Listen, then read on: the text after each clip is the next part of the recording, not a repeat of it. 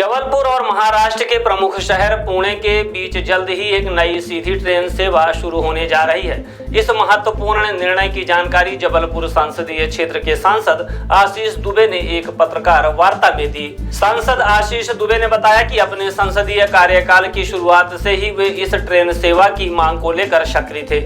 उन्होंने रेल मंत्री अश्विनी वैष्णव से लगातार संपर्क और पत्राचार कर रहे थे। अब रेल मंत्री ने सांसद दुबे को पत्र लिखकर जानकारी दी है कि रीवा से जबलपुर होकर पुणे तक नई ट्रेन सेवा को मंजूरी दे दी गई है।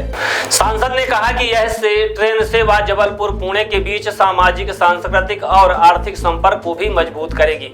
उन्होंने उम्मीद जताई है कि प्रधानमंत्री नरेंद्र मोदी और रेल मंत्री के मार्गदर्शन में जबलपुर को और भी रेल सुविधाएं मिलती रहेंगी। सांसद ने कहा कि पुणे में जबलपुर के हजारों विद्यार्थी पढ़ाई कर रहे हैं। यह ट्रेन उनके लिए वरदान साबित होगी। साथ ही पर्यटन और व्यवसाय को भी नई दिशा मिलेगी।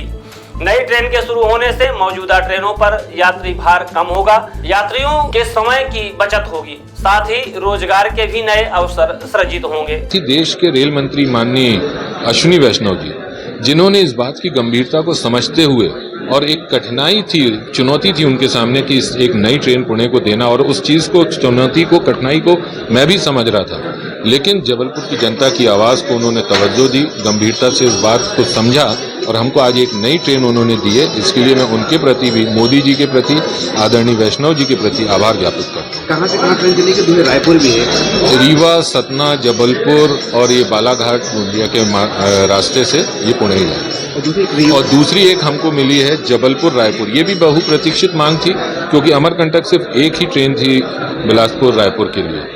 तो अब हमको ये एक जबलपुर से, जो कि मदन महल से चलेगी, ये रायपुर के लिए वाया बालाघाट गोंदिया होके एक नई ट्रेन का तोहफा हमको ये भी मिला है। इसका फाइनल शेड्यूल कब तक आ जाएगा? ये बस अब जल्दी आज घोषणा हुई है और जल्दी ही इसका शेड्यूल हमको